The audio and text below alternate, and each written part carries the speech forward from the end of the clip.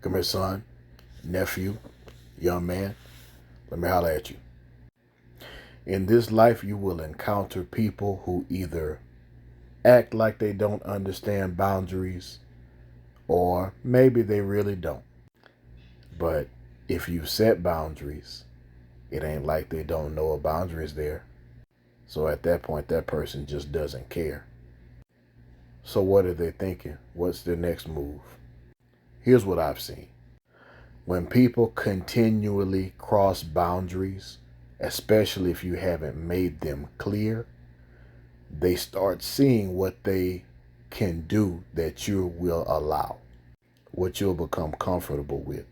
Because one day you'll get uncomfortable and their response will be, well, you let me cross all those other boundaries.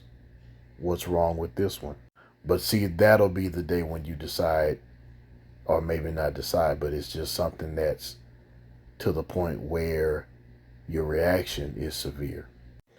So, in kind, gentle ways, set boundaries.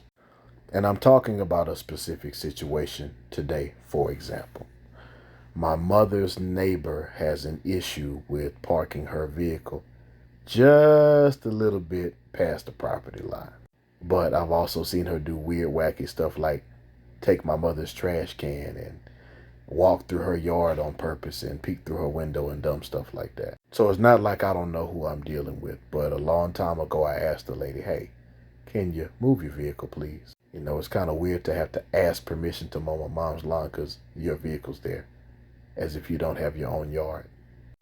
And if you watched any of my other videos, because I've talked about narcissists and people like this before, well, just that much of the vehicle in your yard is bothering you? You never said anything before, even though I really did.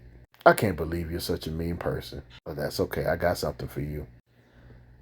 People will try to guilt trip you into allowing them to misuse you. And I think I've said that before, but repetition is the mother of skill. Don't fall for that, because I've also had days when these folks have tried to park in my mother's yard to the point where it was blocking me from getting in or blocking her from getting out. Now it's to the point where I'm going to start documenting and taking some other measures, but there's no need for any type of conflict or any escalation. You have to take your emotions out of the picture when you deal with people like this. But it all starts with you setting boundaries. Don't feel guilty about it and do what you need to do.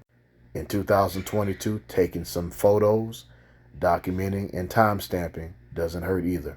I'd rather this person act like they're mad than act like they have the privilege to run me over later. And as always, never lose the will to win and never lose the will to survive.